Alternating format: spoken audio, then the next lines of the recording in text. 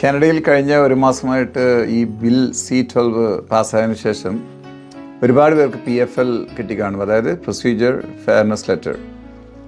PFL വന്നവർക്ക് ആകെ ചെയ്യാനുള്ളത് പറഞ്ഞാൽ അതിൻ്റെ ഒരു ടൈം കൊടുത്തിട്ടുണ്ട്, dead line. Within that I think it's around 2 weeks timing. ആ റെസ്പോൺസ് കൊടുക്കുമ്പോൾ തന്നെ ചെറിയ ഹിൻഡ്, നിങ്ങൾക്ക് എന്തെങ്കിലും കാര്യമായിട്ട് എക്സ്പ്ലെയിൻ ചെയ്യാനുണ്ടെങ്കിൽ പ്രധാനമായിട്ടും അവർ ചോദിക്കുന്നത് when did you come to Canada and if you have gone to your home country and re-entered, അത് ചോദിക്കുന്നുണ്ട്. പിന്നെ കൂടാതെ they also want to know why you did not claim the protection within 1 year of landing in Canada.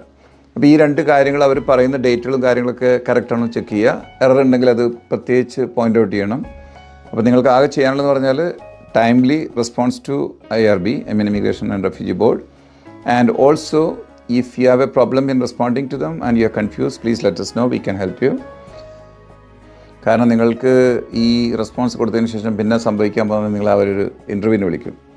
അത് അവരുടെ ഈ മിക്കവാറും നിങ്ങളുടെ particular താമസിക്കുന്ന സിറ്റിയിലെ CBSA ഓഫീസിലായിരിക്കും. Nothing to be scared of.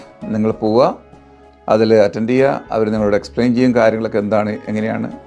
അപ്പോൾ അതനുസരിച്ചിട്ട് മിക്കവാറും നിങ്ങൾക്ക് അവർ PRRA ഓപ്ഷൻ തരാൻ സാധ്യതയുണ്ട്.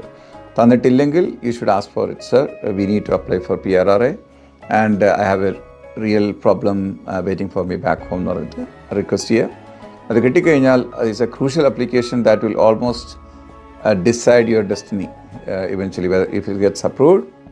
അത് അപ്രൂവ് ആയി കഴിഞ്ഞാൽ നിങ്ങൾക്ക് കാനഡയിൽ PR ആവാം, അതല്ലെങ്കിൽ you are almost in a situation to leave Canada. Okay, thank you for watching. Bye.